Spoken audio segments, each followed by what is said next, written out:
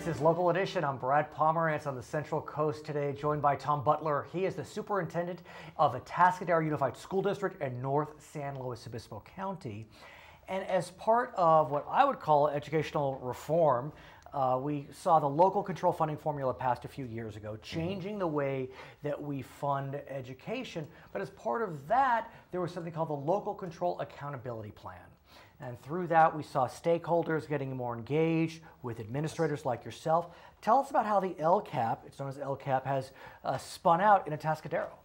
Yeah, and it's been a neat process to watch that, as you mentioned, starting with the LCFF. Right. And some of the funding was redistributed and changed a little bit. Slightly. But yeah, absolutely. Yeah. And then I think the neat part was that really a call for stakeholder engagement. Right. And we've tried to embrace that, and we're really working this year to increase that also.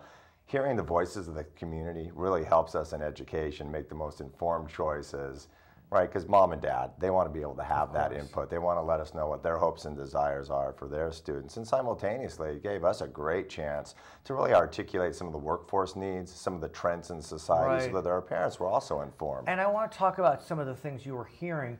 Could you give us a broad sense of what they were saying to you? I mean, was it, you know, we want more traditional education, we want more electives, we want more bilingual education? I'm always interested to hear because each community has its own unique needs and desires.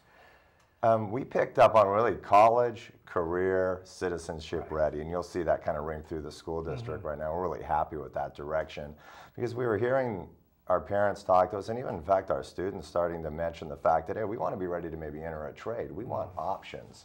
We also want to be university ready, so we've got those choices at hand.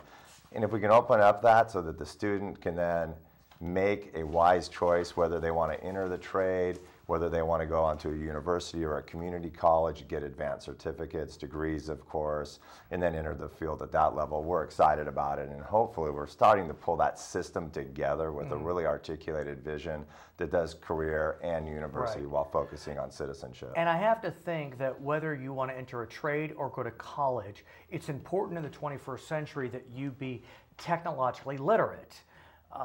Regardless of what you choose to do, and you're on your way to make sure that all of your students are technologically literate. You are adopting a comprehensive one-on-one technology initiative by providing your students with Chromebooks. Yeah, we are so excited about that. It's a huge movement for us right now. It's been very well received, and it's really resonating in the community.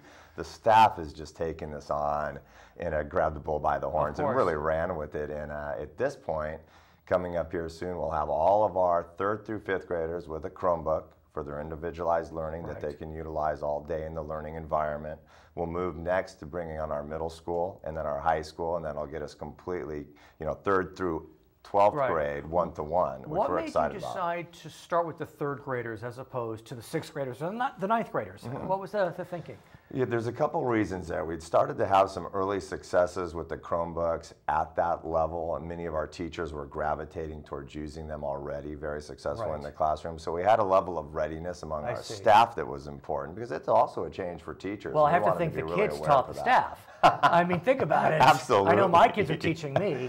Right, and that's that digital native trend that we hear out there. And I think as we move it to the high school, we're going to really see that, as you mentioned, the students are going to be able to take it and just run with it as they get, you know, as they're older and they're more mature. They've already been utilizing devices in their life, and so that's just around the corner for us. Yeah, I have to tell you, I have 2 daughters, and 9th and 7th grade.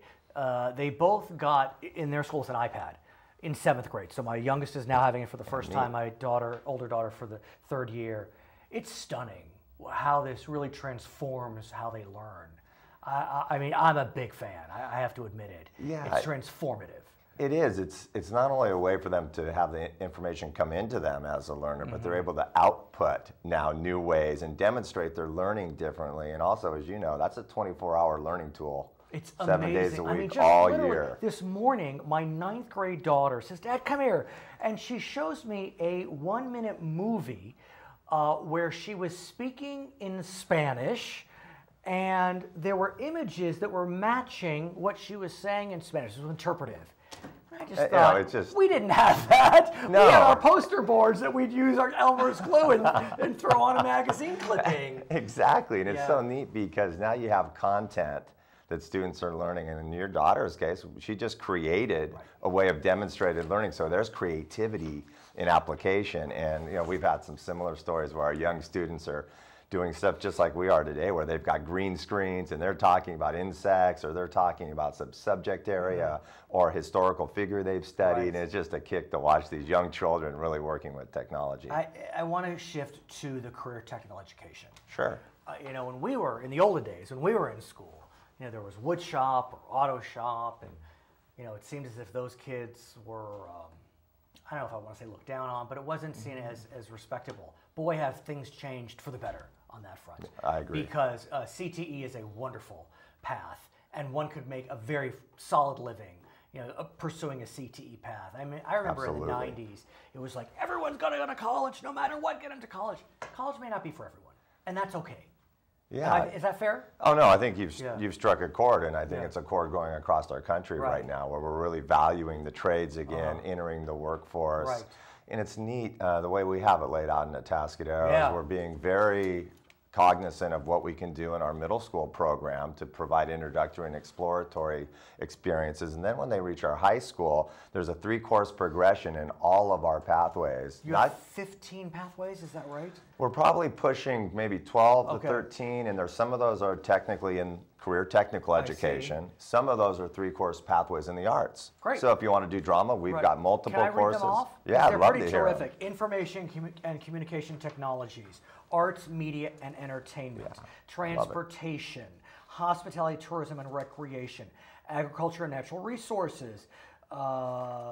There's agri-science under that, or agricultural mechanics.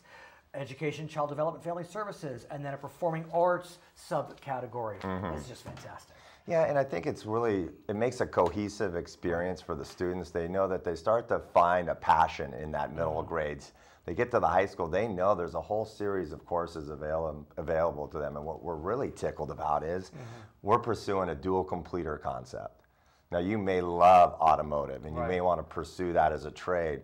You may find that you're turned on and want to become an automotive engineer. So we're going to not only have you complete these auto classes, you're going to be university ready, so you can go on and be the one who designs the next great car. And I wonder, are you working with either Questa or Cal Poly? Because both of them have great ag programs. It seems like a natural, and you have some ag pathways. Are you trying to create those alliances? Yes, we do. We've got some nice partnerships with Questa, which are really, really well defined now. Questa's the community college in this region. Right, that's our Cal community Poly, college. of course, the 4-year university. Fantastic. We're still in the beginning process of developing a tighter relationship with the university, but our community college is a very strong partner. We're able to do the dual enrollment with them, so our students can take classes, get credit both for high school and their university, and start to really get a head start on completing their AA or their BA. When we think about the new administration in Washington, one focus seems to be, I'll call it bring jobs back, whatever that may mean. Sure. And I presume a lot of those jobs that would come back, if they do, would be skilled, where CTE really matters. And so are you and others starting to look at, well, if we're bringing jobs back, can we make them ready for those jobs that are going to come back? Yeah, and that's that futures look. We've got to maintain in education because, you may have heard the term automation recently. Sure. That doesn't necessarily mean less jobs, but it means different jobs. Right. So if we're out in front of it a step, if we stay closely involved with our workforce group that's out there that can give us some of the trends that are coming, then we can adjust the pathways that you just mentioned and stay current. He is Tom Butler. He is the superintendent of Atascadero Unified School District. I'm Brad Pomerance. It's Local Edition.